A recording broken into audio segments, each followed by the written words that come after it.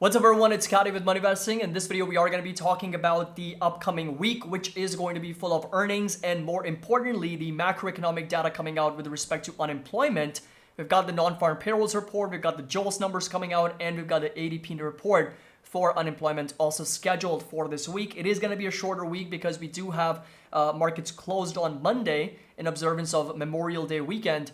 So in this video, we're going to break down exactly what to look forward to in this short trading week that is coming up. So hope you guys enjoyed this video and find it helpful. I've also got a very special announcement to make here in just a minute, but make sure that you subscribe. That 16% annual discount for our Discord and Patreon does expire in about 4 days now. So on May 31st after midnight, it is going to expire. So it'll give you access to all the buy and sell alerts, options alerts, trade ideas, all the private videos and private live streams. So link's going to be down below if you're interested in joining us and of course getting access to all the benefits as well. Now in observance of the Memorial Day weekend, we also do have a 60% off on our fundamental and technical analysis courses. So that is going to be that bundle and you'll get access to over 16 hours of content with over 80 plus video lectures and tutorials on both fundamental and technical analysis, going over financial statements, balance sheet, cash flows, calculating intrinsic values, putting on price targets for stocks, and of course technical analysis is going to cover all the technicals, the charts, the price action, the volume, the moving averages, the different trading strategies. Everything's going to be included. The coupon code is going to be Memorial, so that's all you have to type, all caps,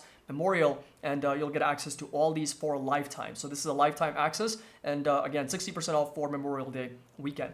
Another thing that I want to mention is that we have started a brand new YouTube channel called Money Investing Reads. And in this channel, I'm basically going to be breaking down all the books that I'm reading, from finance, investing, marketing, management, money, psychology, philosophy, fiction, whatever it is that I'm reading, but whatever it is that I find interesting, I will be doing a summary and a review of that book. So hopefully you get a lot of value out of this. I'm spending a lot of time editing these videos and of course reading them, reading the books, scripting, and of course recording and then editing and of course posting. So a lot of work is being put into this channel. So make sure that you go check it out. I've already posted my first video and of course subscribe to the channel over there as well.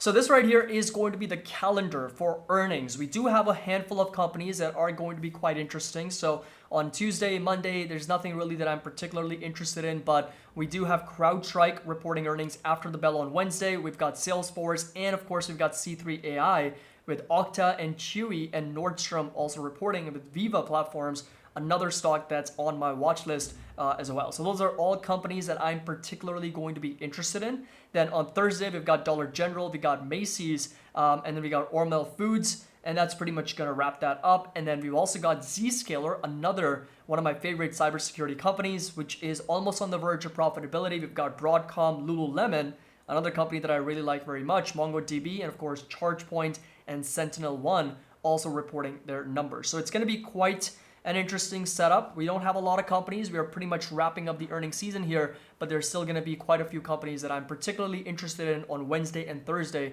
reporting their earnings. Now this right here is going to be that economics calendar, and we do have a lot of things here on the schedule. First of all, starting with the housing market, we do have the home price index, the FHFA house price index. Consumer confidence is also coming out. We've got Susan Collins talking on Wednesday at around 8:50 a.m. Eastern. We got the mortgage applications, which obviously come out every week. And we got the Chicago PMI, and then of course, not to mention the JOLTS numbers, which is going to tell us a little bit more about the job openings in the US as well. Then speaking of jobs, ADP employment report comes out on Thursday. We've got the jobless claims, of course, every week. We've got the PMI manufacturing numbers and the ISM manufacturing index numbers. Again, some very, very important indicators for the strength of the US economy, as well as the construction spending report at 10 a.m. Eastern on Thursday. And the big report, the more important report, is going to be on Friday, June 1st. That's the first Friday of the month, and that's going to be that employment situation in the US, going to give us all the insight we need with unemployment rate, average hourly earnings, participation rate, the entire state of the labor market. So this right here is going to be that ISM manufacturing index estimates, which the consensus right now is going to be 47. And again, remember, anything under 50 is considered to be a contraction in the economy, right? So if it's over 50, that means the economy is still expanding, it's still booming. Anything under 50 is considered to be a little bit of a contraction. And of course, the prior number was 47.1, and it is expected to slightly worsen a little bit in this report moving forward. Talking about the JOLTS numbers, they are expected to reduce even further at 9.35 million job openings, and this number has come down from 11 million jobs down to 9.35, and that just goes to show that we are seeing the labor market really get tighter and tighter with less jobs available, fewer jobs available in the market, and of course we're seeing a lot of layoffs as well. So unemployment is going to potentially start to increase here, in my opinion, over the course of 2023, and this right here is going to be that consensus. Non-farm payrolls, month-over-month consensus is about 180,000 jobs added in the month of May. 3.5% is going to be that unemployment rate estimate, and private payrolls at 160,000, participation rate at 62.6%, which has increased a little bit from prior months, and average hourly earnings to have increased 4.4% on a year-over-year basis and 0.3% month-over-month. And this number over here, the average hourly earnings, the wages, this is also a potential concern from an inflation standpoint, because if wages keep going higher, if they keep increasing, that's obviously going to put some more upwards pressure on inflation overall.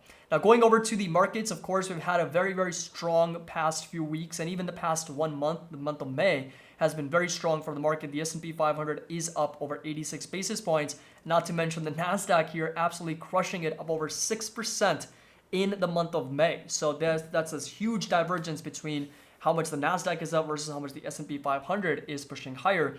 And the next resistance and the target on the NASDAQ is at 13,215. So this right here is going to be that level. In fact, 13,215. Yeah, so that's going to be that level to watch. And for the S&P 500, we've got a target at 4330. That's going to be the one to watch. Moving forward, we're starting to kind of creep up above 4,200 right now for the S&P as well. But like I said, we got to be careful. The risk reward definitely starting to become a little bit more on the unfavorable side.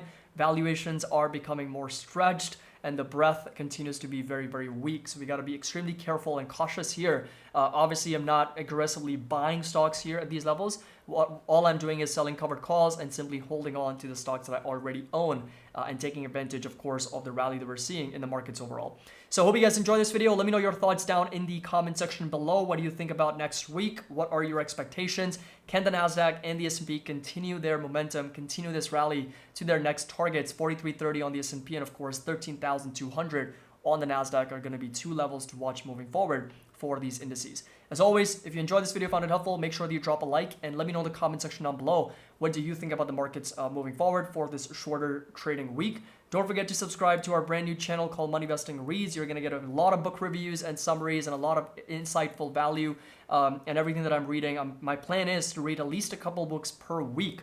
And the schedule for that channel is going to be at least one video per week. I'll try to get that edited as quickly as possible, and definitely will be posting that. And don't forget, Memorial Day weekend sale, 60% off all of our courses. Coupon code is going to be Memorial. As always, happy investing. I'll see you all in the next video.